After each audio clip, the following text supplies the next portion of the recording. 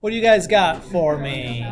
What do you got? Questions, homeworks? Fire away.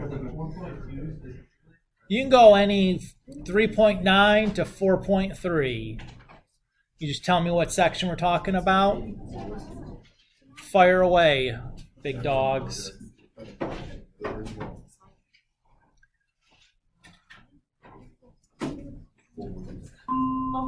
You're fine. Yeah, totally fell.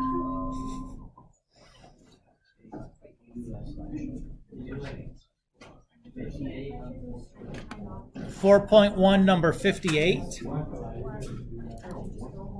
I sure hope so.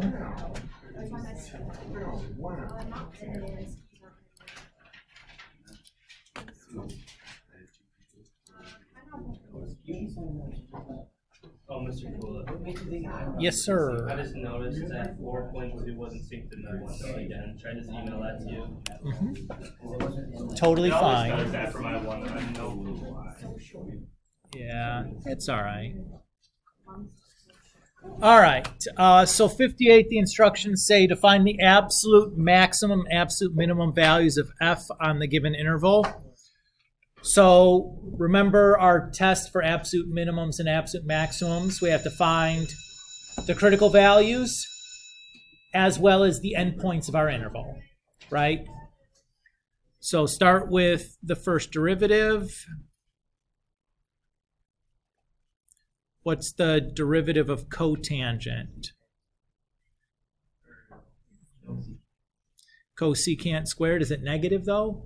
Yeah. I think it is also. And then we have a chain rule going on, right? That sound good? Okay. We'll set that equal to 0.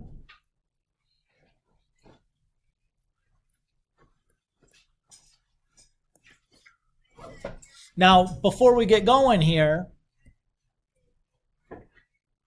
let's just take a moment and talk about domains. So the first problem, the place where you could get something undefined is from the cotangent, right?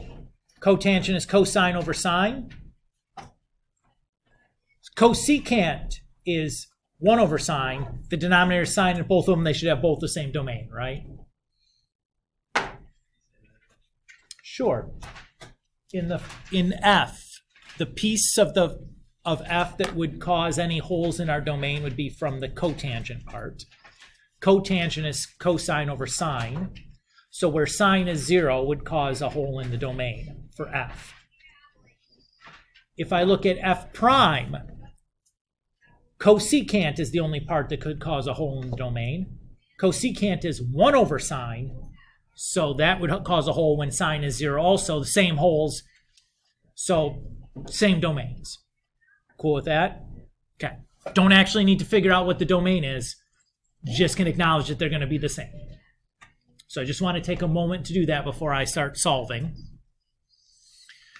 So I'll subtract 1 and then multiply by -2. Square root both sides.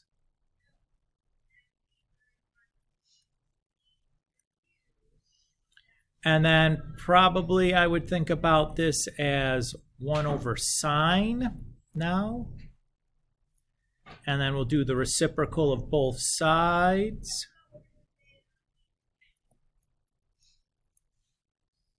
So far, so good. Now, on the interval from pi over 4 to 7 pi over 4, where is sine equal to root 2 over 2, positive or negative?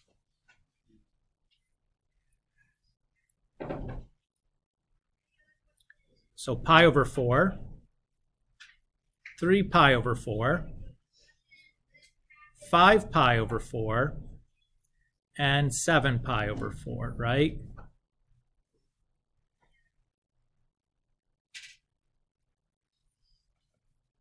Everybody agree? And then we'll multiply each of those by 2. So start making our critical values. So that'd be pi over 2. That's okay. 3 pi over 2. That's okay. 5 pi over 2. That's too big. And 7 pi over 2. That's also too big. So my test values then are going to be my endpoints.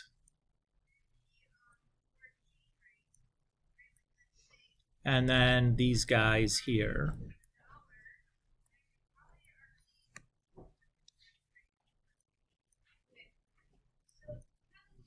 And this is, what is it? It's t plus cotangent t over 2.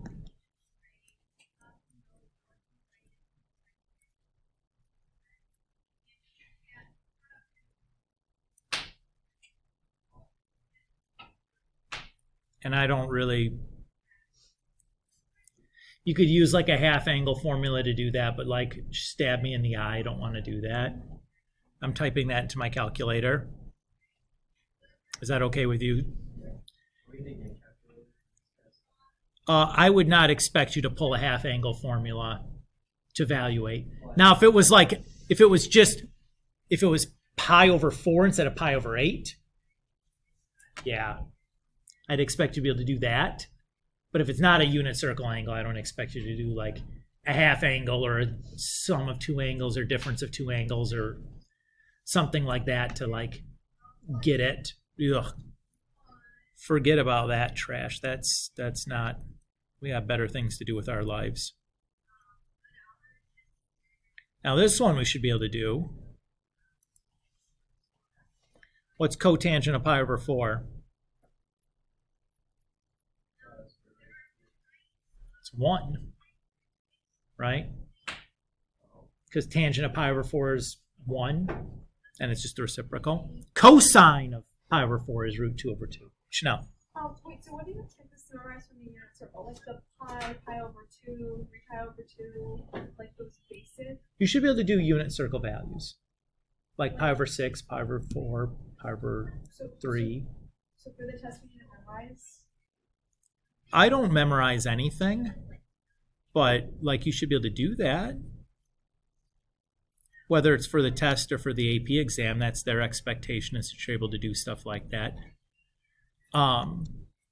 So one moment here, and that's going to be a -1. So the way I think about it, Chanel, is like pi over 6 is here, pi over 4, pi over 3, right? Okay.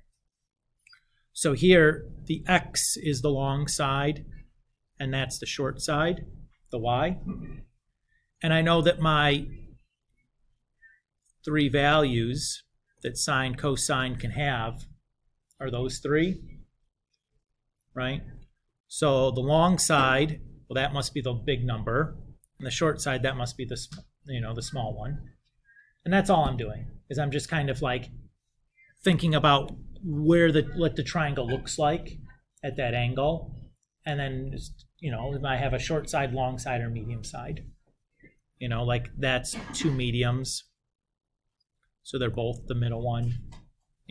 That's all I'm thinking about. I'm not memorizing, because God help me, I have enough stuff to memorize. Like if I can just kind of figure it out on the fly, because I know what it looks like, and it's like, okay, it's one of these 3 numbers. Okay. That's what I'm going to do. Okay. Does that make sense? Yeah. So those other 2 I would just have to type into my calculator. And then the smallest one of those 3, or of those 4, is going to be the minimum. The biggest is going to be the maximum. And I'm going to skip the calculator piece. Is that okay, Christian? Yeah. At this point, you're like, I got it. The trig was probably the hard part, right? It's like, how do I solve that trig equation there equal to 0? Can be kind of a pain. Chanel. Number 26 Yeah. from 4.3. 4.326. Okay.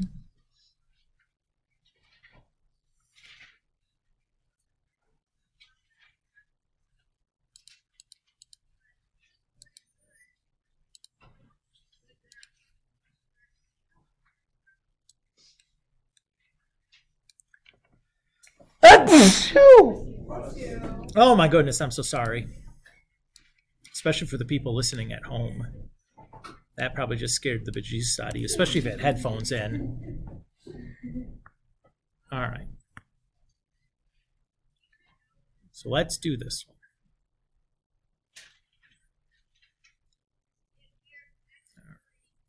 So I'm going to start by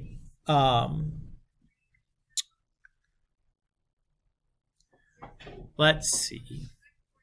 Well, I know that I have some spots that matter here, right? So let's start by kind of labeling some of these. X equals 1 and -1 matter because we have a critical point for the derivative there.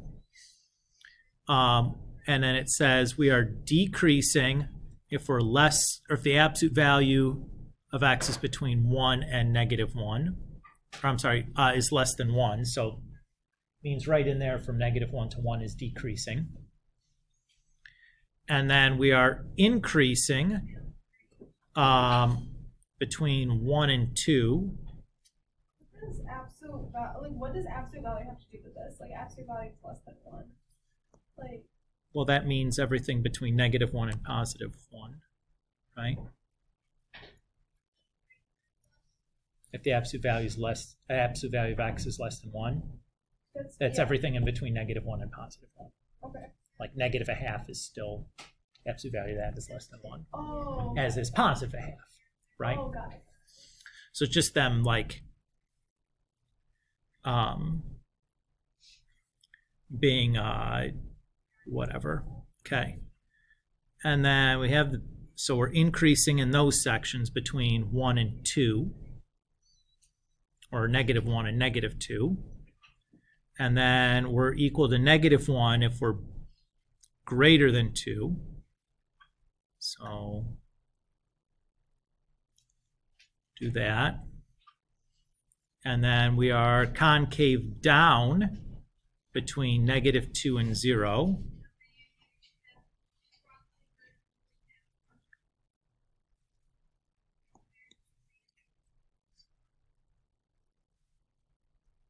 And we have an inflection point at 0, 1. So 0, 1 is a point. So must be concave up after that, right? If that's an inflection point. All right. So does it tell us satisfies all the conditions? Okay. So it doesn't matter what's happening outside of the things that I've listed, because it says it just needs to meet the conditions, right? So what's happening anyways. So the slope here has to be -1, so we have to be decreasing as a straight line, right?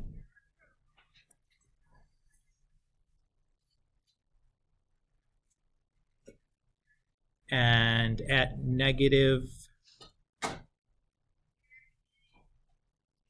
where is that?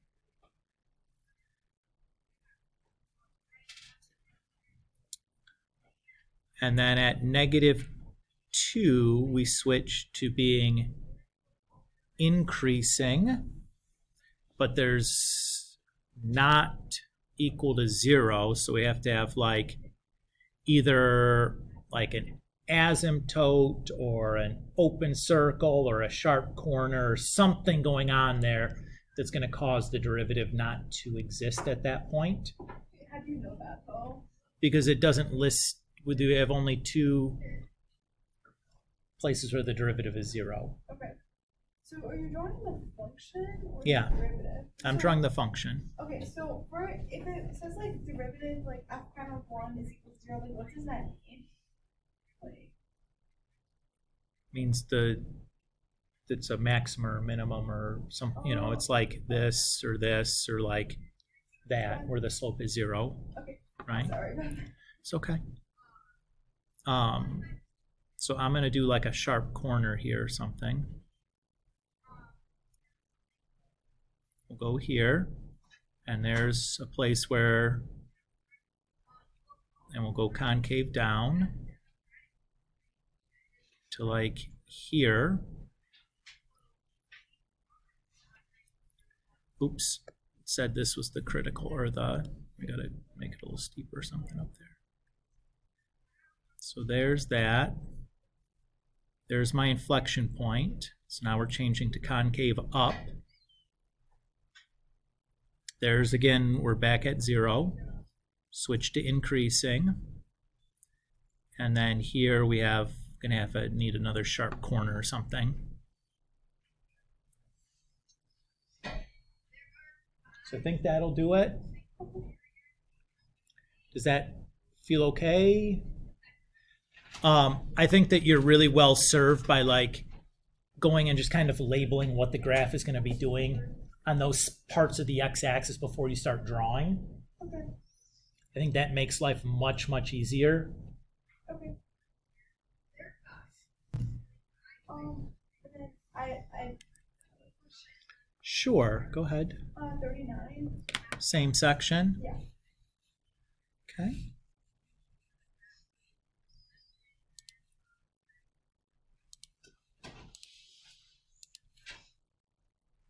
And this has like a trillion parts to it, huh?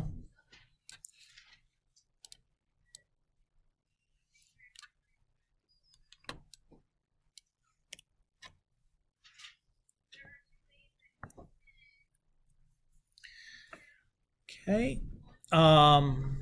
So if we want the intervals of increasing and decreasing, we have to start by taking the derivative of this. To do that, I have a product rule and then a chain rule. So we have x times the derivative of the square root of x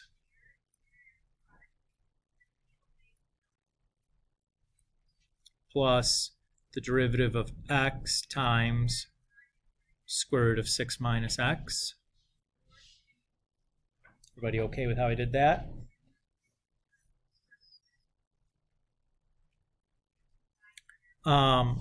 Now I'm going to do a little bit of clever factoring here. Let's take out a greatest common factor of x minus 6 to the negative 1/2.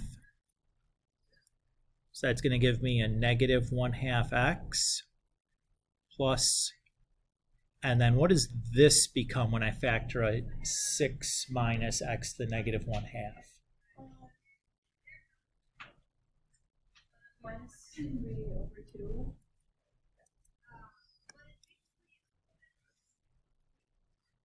6 minus x to the first. When I'm factoring out, I'm dividing, right? When I divide, I subtract exponents. Oh, I'm so So I sorry. have 1/2 minus a negative 1/2, which is 1. Yeah, I flipped them. Yeah, it's okay. It's okay. Again, I'm saying that because it's hard to see for everybody, right?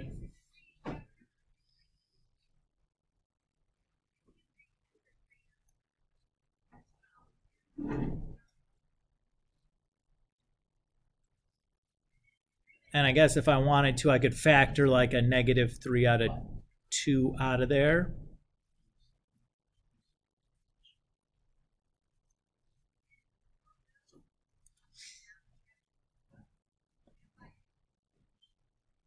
So I set that equal to 0. And then if I apply the 0 product property, that has no solution. Why does that have no solution? The only x is in the denominator, right? That's 1 over stuff, but that stuff has an x in it. If I ask you to 1 over what equals 0, well, nothing, Mr. Kulik. And then this one is just x equals 4. So that's my only possible change in sign. Yes, Chanel? Wait, so if you were to solve like 1 over 6 minus x to the negative half, like equal to 0, like wouldn't you get like 6? when you solve 6 it? would be where the function is undefined. So That would give you a 0 denominator. So, but you wouldn't include it as a critical number? Nope. Because isn't it where the derivative doesn't exist? Like, Oh, Well, the domain here for x is greater than 6, Okay. right? So like 6 is an end, so it's not going to be you can't have a change in sign if it's the end of the domain anyways. Like the domain here is like 6 to positive infinity. Okay. So The domain here is going to be like 6 to positive infinity, but with a parenthesis instead of a bracket. But it's not going to matter to me if I'm figuring out negative and positive, okay. right? Okay. Because there can't be a sign change where the 6 is, because the 6 is the start of it anyways. Okay. All right. Got it. Does that make sense? Yes. Thank you. Uh-huh. Okay. So if I plug 3 in here, that's going to give me a positive number. That'll give me a negative number, and then times a negative should be positive. If I plug the 5 in, I have negative, I have positive, and then I have positive. So that should be a negative. So we're increasing from negative infinity to 4 and decreasing from 4 to positive infinity. That's part A. Part B wants the local mins and max. So if we go from increasing to decreasing, that's a maximum, right? C wants concavity and inflection points. So let's got to do the second derivative then. So we'll take the first part times the derivative of the second plus the second part times the derivative of the first.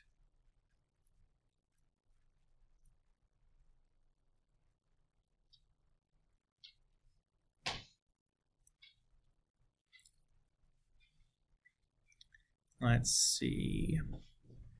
We'll factor out a 6 minus x to the negative 3 over 2. So that'll give me 6 minus x plus 1/2 x minus 4. I think. Seems right. So that's 6 minus x plus 1/2 minus 2. So I'm going to have 4 minus 1/2 x. Chanel? I didn't understand how so you factored out to negative 3, which was already out. You factored out 6 minus x to the negative 3 over 2. Uh-huh. And then oh, this is all positive. The x minus 6 times negative half times that times negative 1 is all positive. So 2 negatives made a positive. Okay, and then where'd you get the half minus 2 from? Because shouldn't it be half? I meant half x. Sorry. I forgot to write the x. So it's okay? Yep. Okay, so that's my second derivative. We'll set that equal to 0. Again, when I set this piece equal to 0, that's no solution. So I have x equals 8 there. I feel like I screwed something up.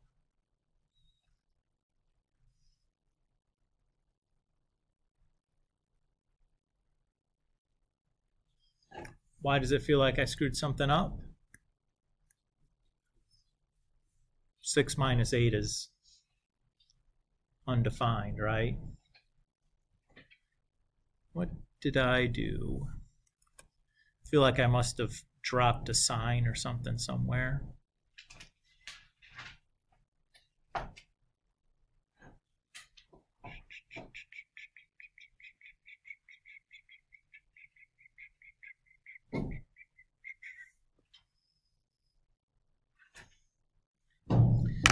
Shoot.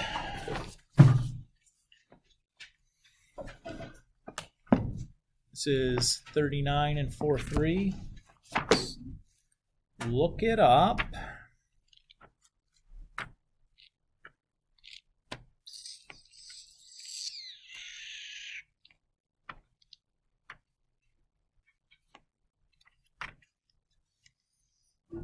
Let's see.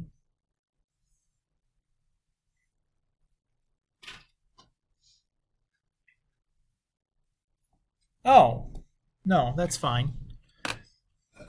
Yeah, that's fine. So all this tells me then the domain is like negative infinity to 6, right?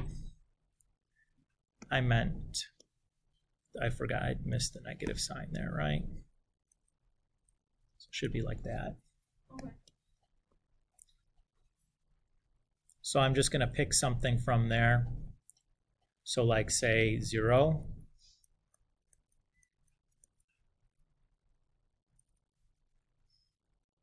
So what do we have? I have negative, positive, positive,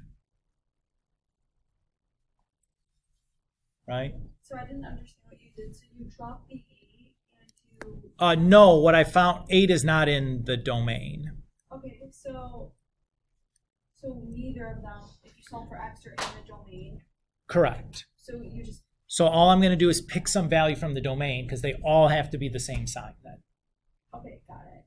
And what I did is I picked 0 because it was easy. Okay. And I found that it's negative because this is positive, that part's positive, that part's negative. So they have to all be the same sign because it's a radical function? No, it has to be the same sign because there's no inflection point, Oh, got it. right? There's no place where it can change, Okay. right?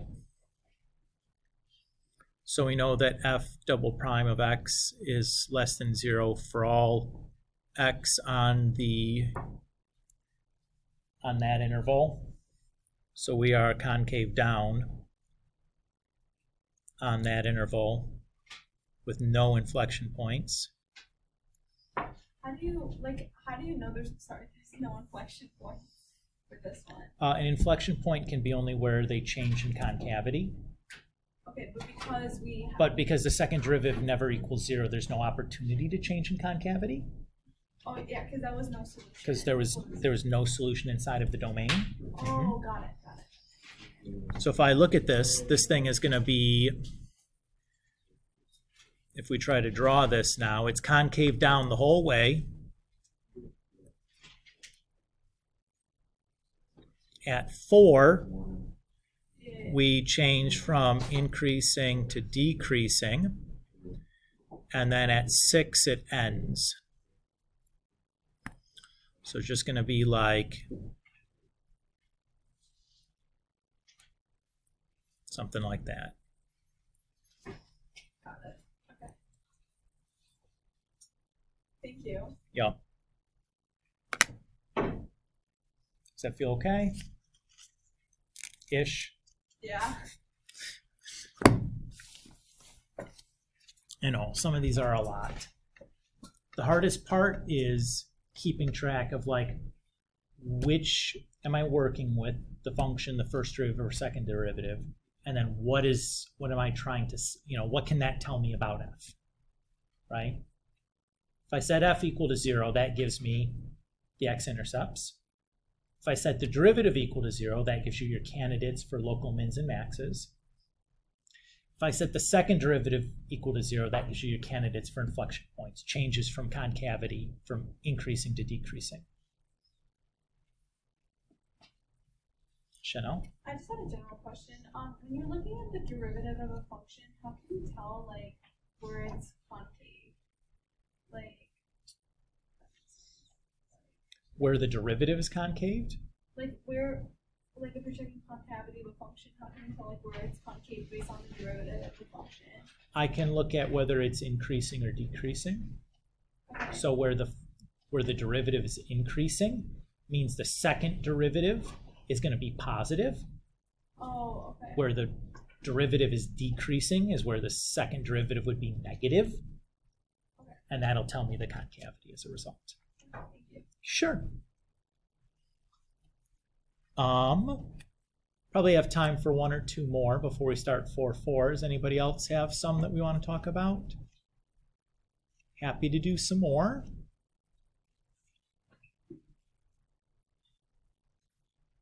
Okay, well, let's just start 4-4. we can go maybe a little slower and be a little bit more thorough. 4 is your friend. So remember way back in chapter 2 when we're doing all these limit problems. And we had all these different tricks to deal with all these different situations where we ended up with like an indeterminate form. Where if you did the direct substitution, you got like 0 over 0. Or infinity over infinity or something like that. You guys kind of remember this? Yeah. The days of needing 800 different tricks are over. Limit problems will now boil down to doing 2 things. Direct substitution, which is easy. That's just plugging in what the limit is heading to for x and seeing what we get. And this new rule called L'Hopital's rule. Every limit problem can be that you are going to see that's algebraic in nature, that's not like given as a graph or a table or something, can be done using those 2 things. That's your complete toolbox. That's nice, right? So just as a review, what do we mean by an indeterminate form? So there's 7 of them. 0 over 0, infinity over infinity, 0 times infinity, infinity minus infinity, 0 to the 0, 1 to the infinity, and infinity to the 0. Those are your 7 indeterminate forms. Should you memorize those 7 indeterminate forms? Yeah. Yes. When I say infinity over infinity, does it matter if either one of those is positive or negative? It does not. Okay? So when we write infinity here, it could be negative infinity, it could be positive infinity, it could be one of each. It doesn't matter. Everybody's okay?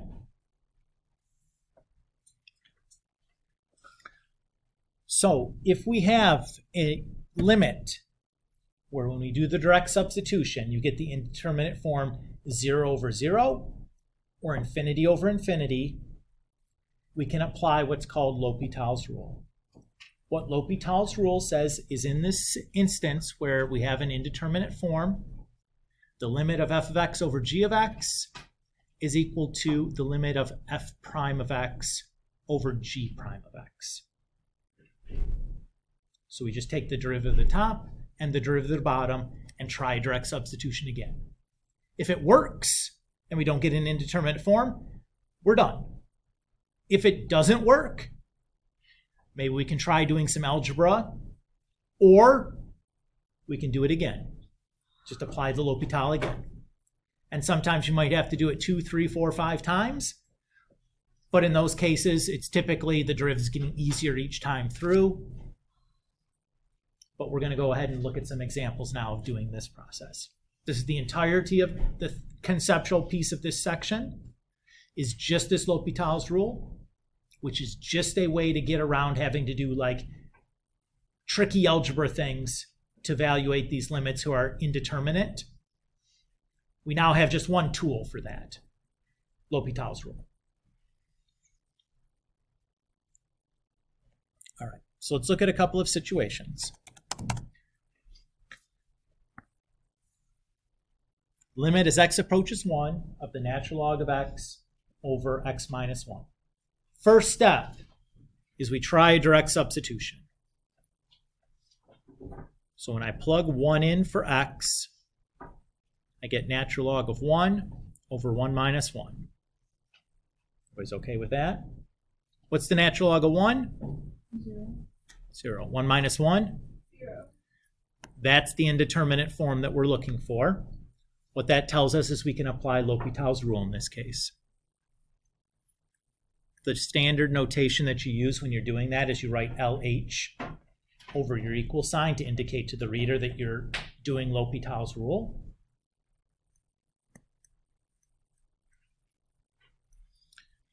What's the derivative of the natural log of x? 1 over x. What's the derivative of x minus 1? 1. Now we try another direct substitution. What do we get? 1. And we're done. It's probably the easiest example. It is an easy example, absolutely. But this is the power of L'Hopital's rule, right? Did I have to do any sneaky algebra stuff? No. I just checked to see what the form was with the direct substitution. That's easy. And then I just took the derivative of the top and bottom and tried to do the direct substitution again. If it didn't work, what would I do? Do it again. Do it again.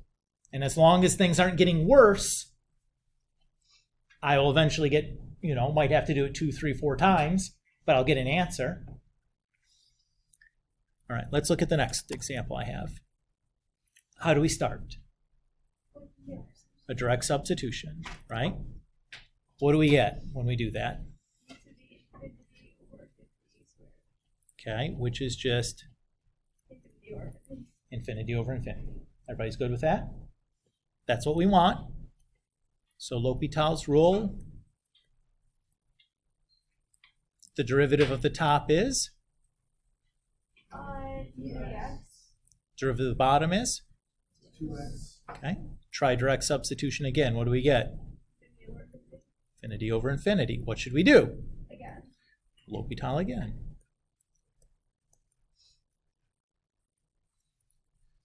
What's the derivative of the top? What's the derivative of the bottom? 2. Now we do a direct substitution again. What do we get? Infinity over 2. Infinity over 2 or just? Infinity. Done. That's it. That's it. This is pretty nice, right?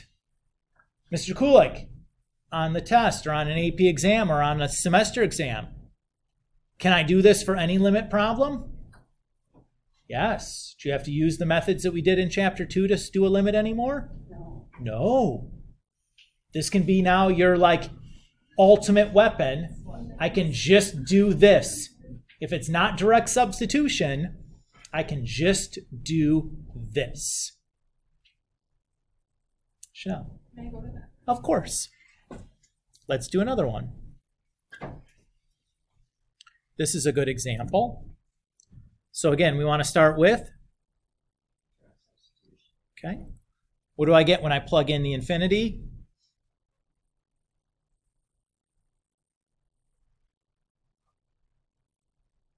Anybody? Yeah, natural log of infinity, still infinity. Cube root of infinity, still infinity. Okay, so that's good. So do our L'Hopital. What's the derivative of the numerator? 1 over x. Okay, I'm going to write that as x to negative 1 here just for compactness. What's the derivative of the denominator? 1/3 x to the negative 2/3. Okay. If I plug in, or if I do a direct substitution, what do I get?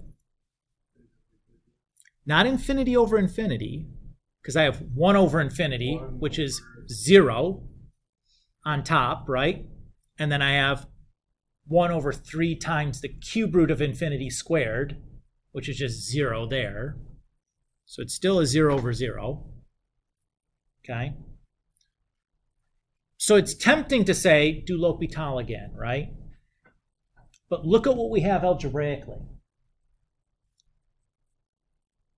Look at what you have. You just have a monomial over a monomial, right? Let's just divide that, right? Let's just do algebra here. No L'Hopital is necessary. And in fact, if you keep doing L'Hopital, you're not going to get any closer to an answer. So the 1/3 in the denominator just becomes a 3, right? When you multiply by the reciprocal. How do I simplify x to the negative 1 over x to the negative 2/3?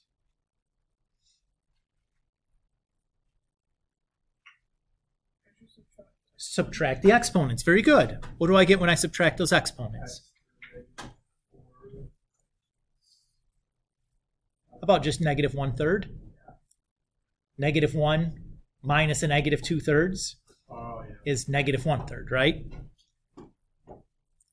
Or another way of thinking about that would just be like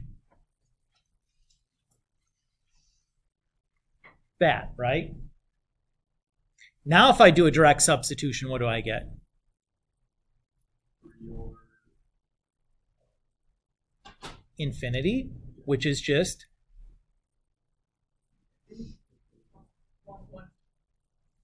0, right? If I have constant over huge, that is 0, right? Small over huge is 0. Now, if I kept going and doing L'Hopital's, what are you going to notice is going to happen to these exponents? They're just going to keep getting smaller and smaller and smaller, right? At no point are you going to get rid of one of the x's. You're just kind of, you'll just see that you're like just on like a never-ending carousel, which is a cue to you that like, stop, look to see if there's just some clever reducing you can do, and exit this ride. Chanel? Wait, so did you just plug in infinity to cube root of x? Yeah. So 3 over infinity, wait, so infinity to the 1 over 3. So think about you have 3 and you want to divide that by infinity. If you take 3 and you chop 3 into infinitely many pieces, how big are each piece going to be? 0, right? There's no size to them. Because you've chopped it up infinitely many times. You've diced it into nothingness. So infinity to the 1/3 is still infinity? Sure, yeah, Okay. absolutely. Okay. Is that okay with everybody? All right. Let's do another one.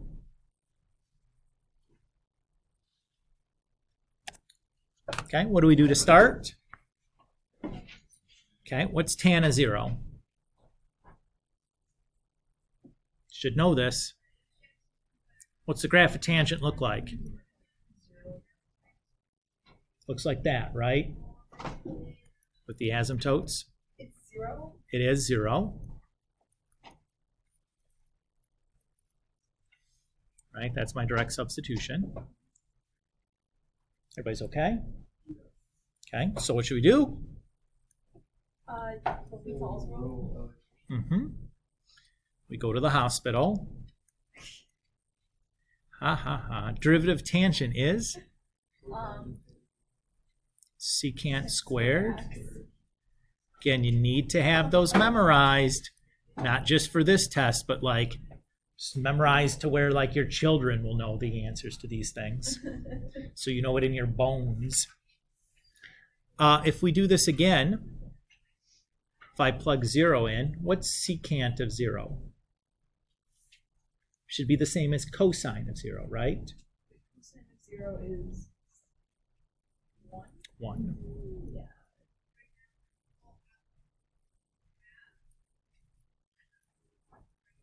So, what should I do? I'm going to L'Hopital that again. Now that's getting a little stinky there, right? What's going to be kind of yucky here? The quotient rule? Well, the derivative of secant squared, Is a chain rule. Okay. So that's 2 secant to the first, and then times the derivative of secant, which is, I think it's like 1 over. I think it's secant times tangent. Oh, I'm being inverse. Yeah.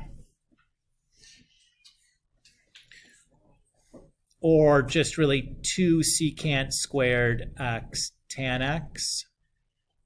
And if you want to here, you could do that and dump out some coefficients or whatever, but it's not a big deal. Okay. If I do a direct substitution again here, what am I going to get? I'm going to have 1 squared. Tangent of 0 is 0.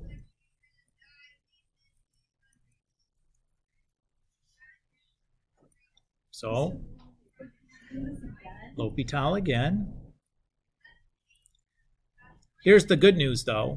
What's the denominator going to be? Just 3, right? So I know we're done with the L'Hopitals at this point, because the denominators now can't be 0 or infinity, can't be an indeterminate form. I am done. I know I'm done. I just have to worry about doing the derivative of the numerator. which is not so bad, right? So the derivative, I'll do secant squared times the derivative of tangent, which is just also secant squared. Then I have tangent, and the derivative of secant squared I know already because I just did it right here.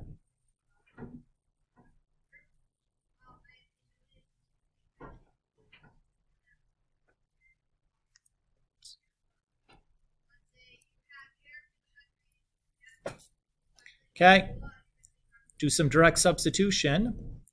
Derivative of secant or secant of 0 is 1. Tangent of 0 is 0. Doesn't matter what happens after that. 1/3 is my answer. Now that one was kind of yucky because the derivatives got tough there. If you needed to write that down more than I did, you should do that. If you're like, ooh, I am kind of shaky on my derivatives of trig stuffs, take some time and review that. Okay. Let's try the next one here.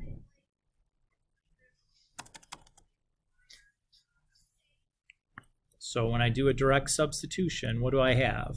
Sine of pi is? All of you should be able to answer that with no hesitation. Let's try it again. Sine of pi is 0. Cosine of pi is 1. So that's where we need it to be. Let's do L'Hopital then. Sorry, -1. Oh yeah, that's even better. Look.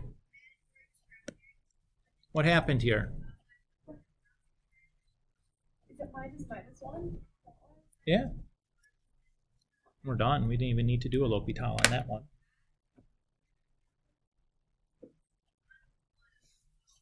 Right? What if you start doing L'Hopital on it? You're going to get the wrong answer. Ooh, yeah. So if you use L'Hopital on something that's not in an indeterminate form, you'll get the wrong answer. So you do have to be careful. You have to make sure you're checking your direct substitutions. Yeah. Thank you for catching my mistake there, Nolan. It saved us a lot of grief when I realized that I have the wrong thing here.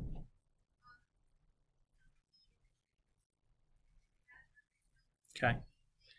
Now, remember at the beginning we talked there were 7 indeterminate forms, right? Now, obviously, these ones are ready-made to do L'Hopital's rule. But we have all these other ones that don't seem like they fit the form that I need to do L'Hopital's rule. Well, you just got to cram it in there, folks. Let's do some examples and show you how we do the cramming. Well, like this, to do L'Hopital's rule, I need it to be like f of x over g of x. Oh. What if I don't have that, but I still get an indeterminate form? That's what we're going to look at next, on how to cram that into, so make it into that L'Hopital's rule. All right, so let's start by our direct substitution. What do I get when I do direct substitution here? 0 times 0? 0 times, not 0. The natural log of 0 is -infinity. Oh, okay. What does the graph of the natural log look like, guys? Remember, we have a vertical asymptote at 0. Looks like that. Remember? If you don't, that's how I remember what the limit's going to be, as I think about what the graph looks like. Okay. That's one of our indeterminate forms, right? But it's not in the form that I need to apply L'Hopital's rule. I need this, instead of being f of x times g of x, I need it to be like f of x over g of x or g of x over f of x, right? It doesn't matter which one I get it into, but I need it to be a fraction. Everybody's okay with that? How am I going to do that? Would you do 1 over x to the negative 1? Absolutely, yeah. So Chanel says, what if I think about x as the reciprocal of the reciprocal? Like 1 over x. Then if I multiply them together, I'd have natural log over 1 over x, and I'm good. That's in the form to do L'Hopital's rule. Could I have just as easily done 1 over the natural log of x and just done x over 1 over the natural log of x? Yes, you could do that as well. I would not, because that's 1 over the natural log of x. It's a chain rule problem, or a quotient rule at worst, even worse. Whereas 1 over x is just a polynomial. That's just a, power property. I like that. Yes, Chanel. Wait, so writing ln x over 1 over x is like ln x over x to the negative 1, right? Yes. Yeah. Yep.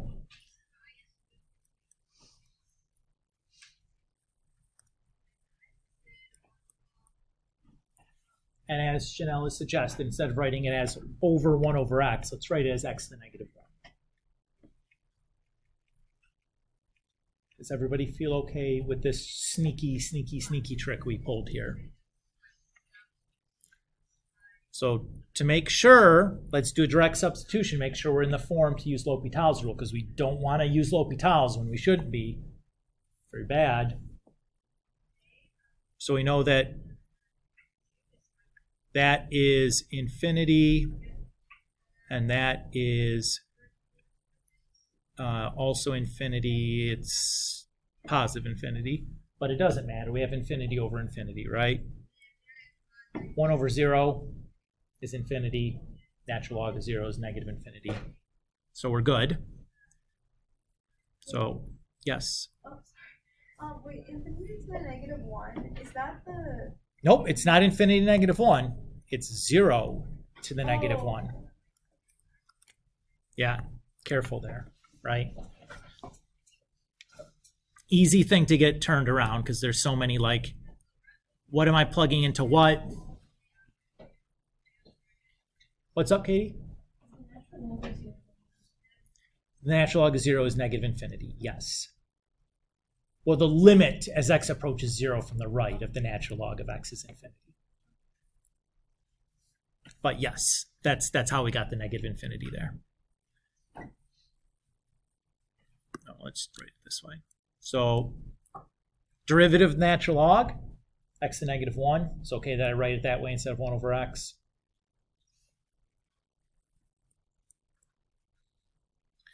The derivative of x to the negative 1 is negative 1 x to the negative 2.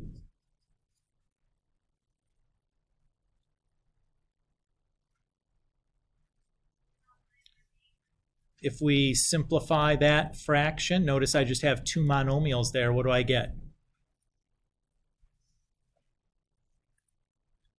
Just simplify that expression.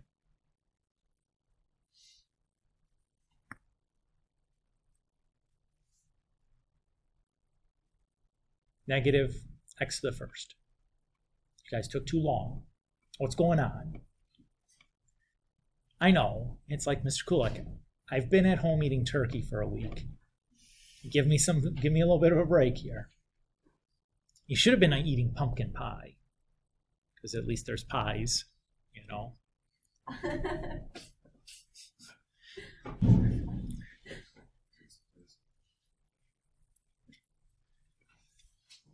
And then I do a direct substitution, I just get 0, right? You guys see how I got negative x there?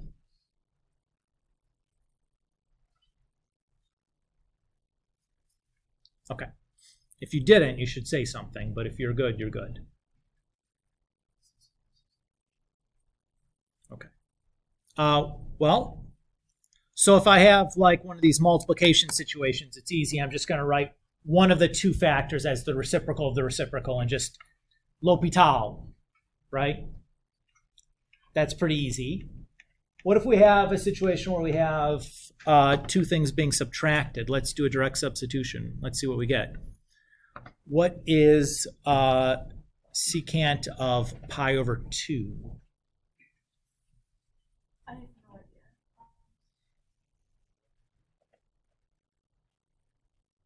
Is it infinity? Mm-hmm. So remember, this is 1 over cosine. This is sine over cosine. So where cosine is 0, like at pi over 2, we're going to be infinities, right? Everybody's good? Wait, how come tangent of 0 or pi over? Oh yeah, because that's undefined there. So Mm-hmm. Okay. How am I going to get this to look like a fraction, though? It's these two things being subtracted. Side of calculus is Yeah, we're going to make a common denominator. What would I do there? like cosine. Yeah, I think about this as 1 over cosine and sine over cosine. And then, hey, that'll do it, right?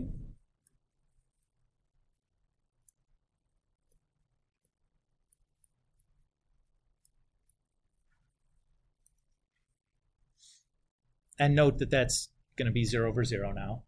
If I plug in pi over 2.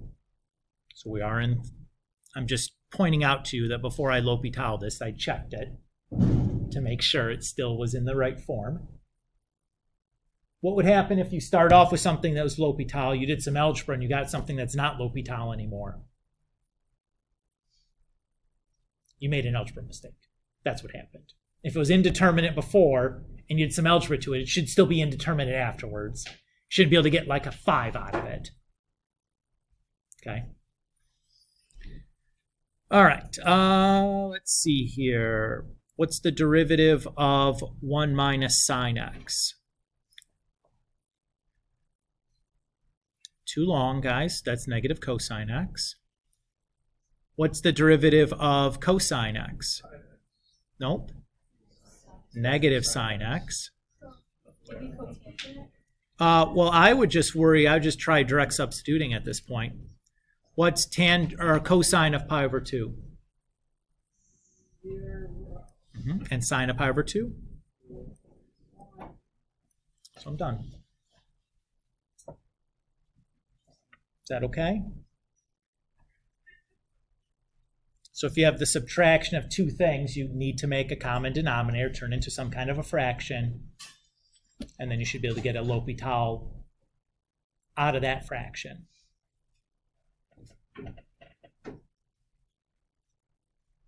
So if we go back and look at our indeterminate forms, we've talked about these two. We talked about a multiplication, a subtraction. What about these three weird exponent ones, Mr. Kulik? What the heck am I supposed to do with something like that?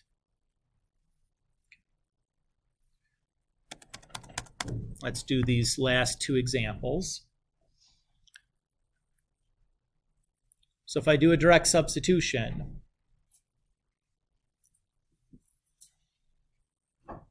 what's sine of 0? 0. What's cotangent of 0? Infinity, right? Because cotangent is cosine over sine. So it'd be 1 over 0, which is infinity. Everybody's okay? So this is 1 to the infinity. That's an indeterminate form.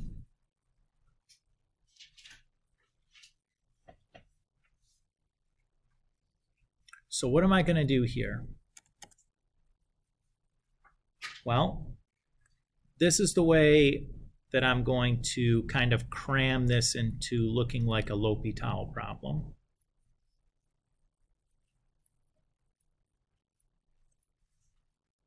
So I'm going to do that. I'm going to say, okay, let's say y is equal to the argument of that limit. And then I'm going to do the natural log of both sides.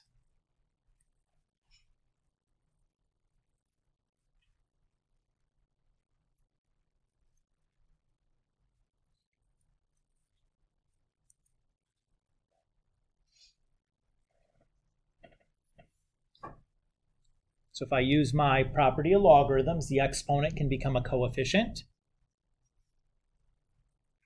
And now, what does this look like?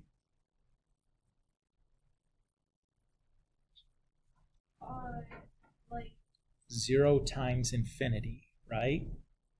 Because it's the product of two things. So I can think about this as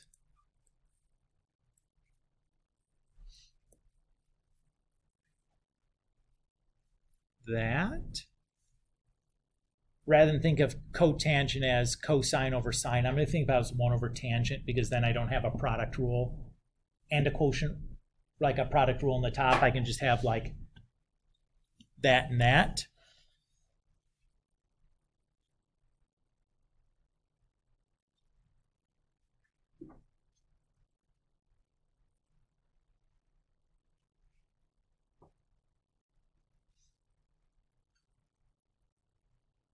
So far, so good.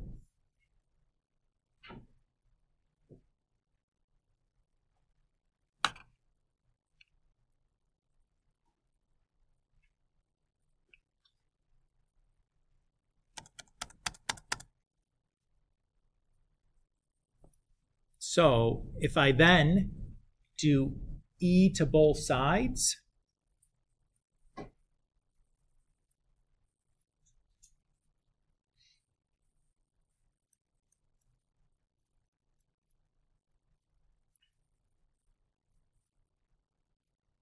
I can say this, or just y is equal to all that stuff. Okay? So let's look at what I can say then. The limit as x approaches 0 of 1 plus sine 4x to the cotangent x is the same thing, because this is y, right? The limit as x approaches 0 from the right of e to the ln plus 1 sine 4x over tan x. Everybody's okay? How am I going to turn this into L'Hopital? Limit laws. So these are continuous functions. So I can move the limit up into the exponent.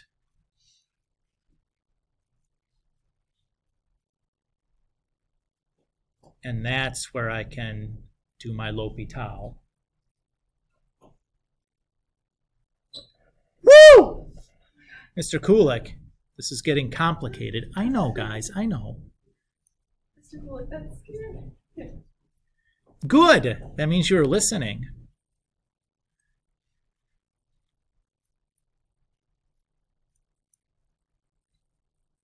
Oops.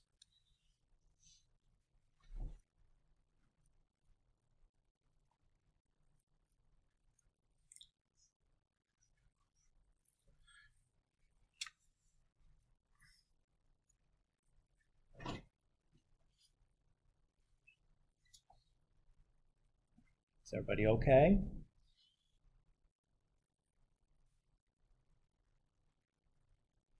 Now if I do a direct substitution, oops.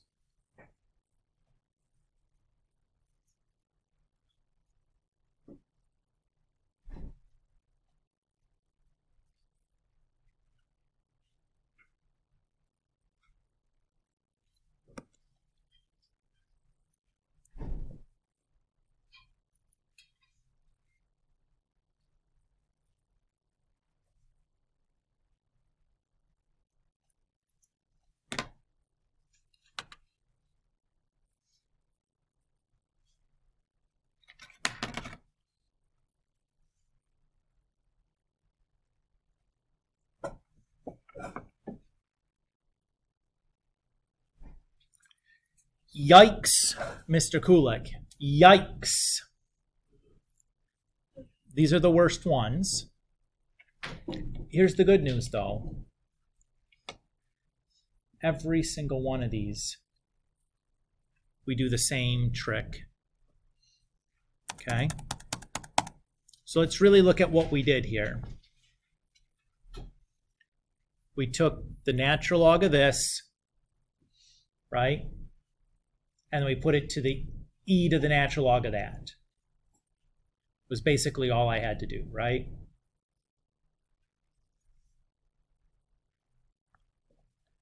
Let's do the last example here. We've got 15 minutes, so I'm doing great on time. Oh, yeah, should we mention that this is indeterminate? Did we forget to do it for the last one? No, we did for the last one. So that's just a 0 to the 0, right? Because it's x to the x. Our good old friend, x to the x.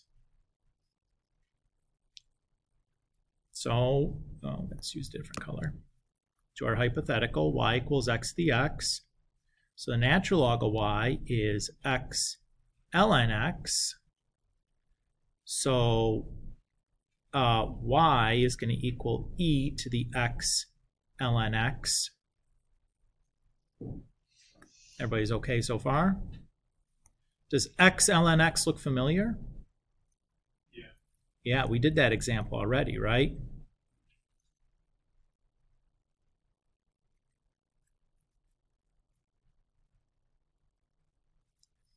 So using, oh boy, the same, the same limit law that I used before, I can push that limit into the numerator, or I'm sorry, the exponent. And I can quote our previous example. What number was that? Example 4 or something? 6.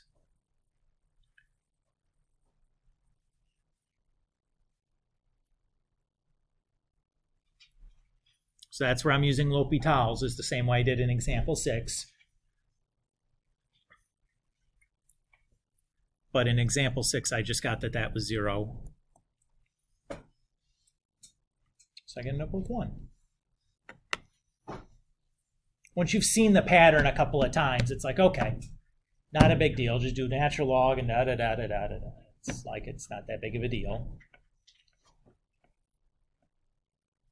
You do a couple and you're like, okay, got it. They're all kind of the same. They have varying degrees of like how big of a pain in the butt the derivatives are, but like the process is the same. The details can get varying degrees of ugly, but the process is kind of all the same. How do you guys feel? Was this okay today? Yeah, I think hopefully this feels good. The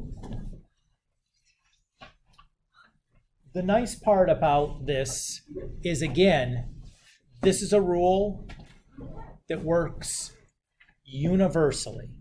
You've now taken away these algebraic limit problems and divide them into, all you need are two things. You need direct substitution and you need L'Hopital. And maybe like an occasional limit law or whatever to justify like me moving the limit inside of something or another, but like for the most part, it's just using direct substitution, just L'Hopitaling things. And all can be kind of done the same way. It's just how hard you have to like, wedge the function into being a L'Hopital function. But does that feel all right?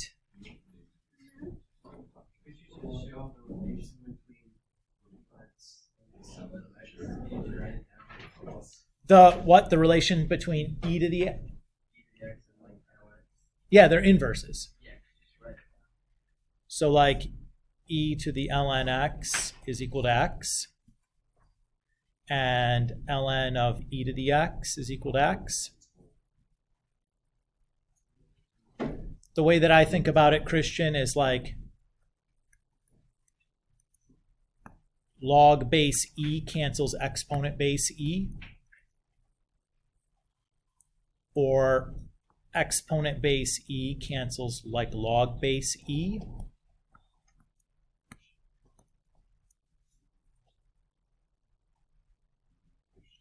Does that sound familiar? I know it's been a while. Giselle. For the test on Friday. Test is Friday, yes. Can I like use my notebook or do I have to rip out my homework? You have to have pages just of homework.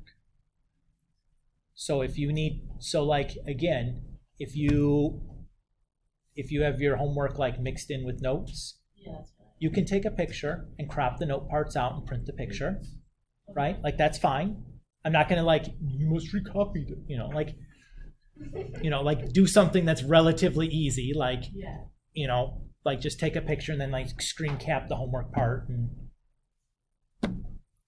does that feel okay? Yeah. Not too overwhelming to do that? No. Okay. Because most of the homework you're a picture taker anyways, right? Yeah. So like it's already picture taken in there, so it's not like, Then not bad. yeah, okay. And you can do that, like take pictures and print, and that's fine. Perfect. As long as it's handwritten printing, I'm okay with it. Yes. Chanel. So for related rates, Mhm. are you gonna include examples like that one hexagon one with the pool, with the like? I don't think I would give you something that was that unusual shaped. Okay, so with something, so you would recommend studying like the textbook questions on the I think cones, cylinders, triangles, spheres, those kind Those of basic problems. shapes? Yeah, okay, something that's not irregular. okay, and then do you recommend also studying the AP classroom? I think they were pretty similar to what we did. Okay, and then how many do you expect? Let's see.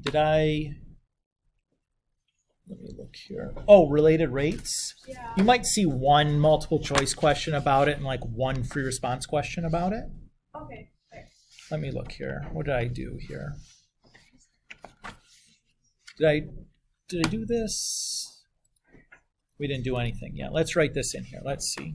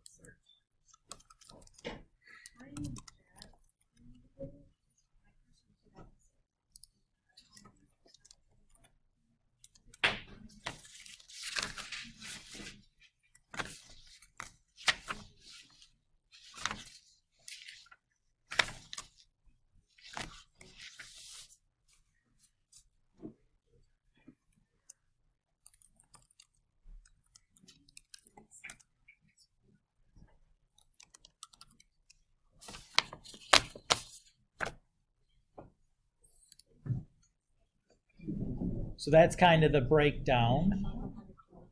One regular. Yeah, like a Mr. Gula question, not based on an AP exam question per se. So just like a do this question, not a like parts A, B, C question. Oh, okay. Are you the problem that like prove that the root exists over here? You're not gonna like. Okay, because that was the one thing I just didn't really get. So. That's, I think, is more than you need to worry about. This guess is no concern at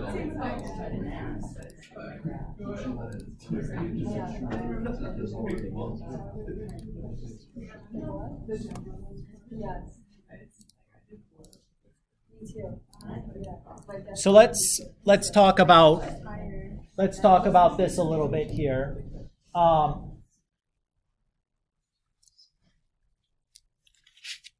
What kinds of questions sound like good, free response questions? What would you like? So this will be like the fourth test you've taken of mine, right? And you've seen me pick questions for quite a bit now, right? Let's think about the things that we've done in this chapter, and think about the things that would make good multiple part free response questions. What have we done so far that would make a lot of sense there? Maybe like A related rate problem makes a lot of sense there, right? Because you have to write the equation, you have to differentiate it, then you have to solve. That feels like a natural free response, like multi-part question. Could you like kind of like guide us on what like level of difficulty you put for the related results? I feel like there's such a variety. So I would expect in a multiple choice setting, I would expect to see an easy one where you don't have to like consolidate variables. You know how we have to eliminate a variable? In the free response question one, I'd expect to have to eliminate a variable. Being a constant. Well, like, you know how like in the cone problems you have to rewrite, you know, like the height in terms of the radius or the radius in terms of the height. You have to make like the similar triangles thing. Or on like the Pythagorean theorem and the distance formula thing, like we've done that a couple of times in the homeworks. I'd expect to see one of those, and I'd expect the elimination of variable one to be a free response as opposed to a multiple choice. Would you do something maybe like Rolle's theorem where we have to like figure out if it's continuous, then like differentiable, and figure out like all different numbers for C? Like as an effort too. I don't know if I would do that per se, as that's is a little bit. But you're on the right track. What it definitely feels like as a multiple part question that you've done like a bunch of multiple part versions of this in the homeworks has been like increasing, decreasing, max, min, concave up, concave down, inflection point. Like that's a natural free response question, right? Like reading a graph or like algebraic. Algebraically, yeah. And like, am I going to give you something that's just ungodly terrible to do algebraically? No, I wouldn't do that to you, right? Should be something that's going to be like polynomial or polynomial-ish, to where like I have to do like factor greatest common factor and set the parts equal to 0, and like we've seen in the homework over and over again. So it shouldn't be ungodly hard.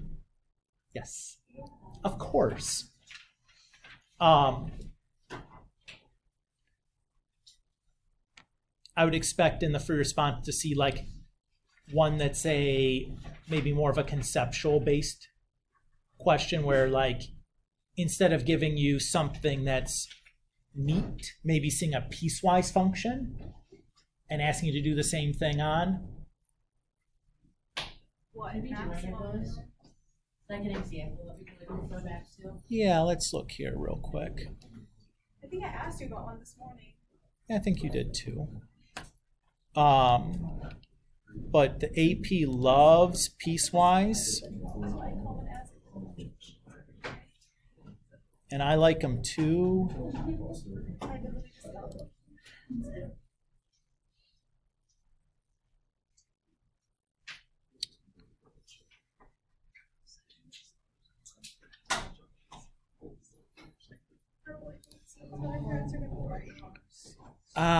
Yeah, like this, like these guys I think are good ones, 27 and 28.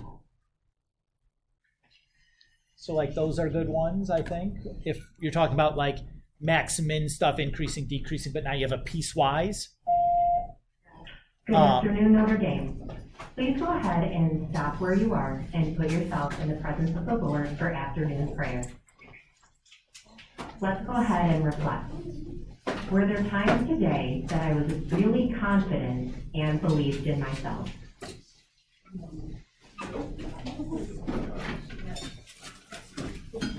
Or was I fearful and lacking confidence?